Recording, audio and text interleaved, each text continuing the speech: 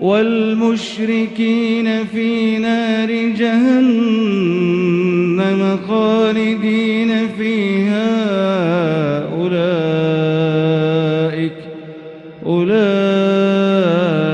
أولئك هم شر البرية.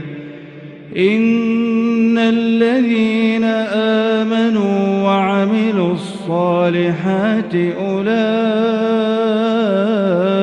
هم خير البرية.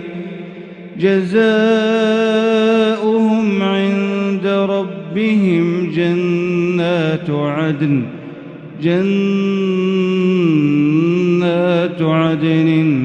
تجري من تحتها الأنهار خالدين فيها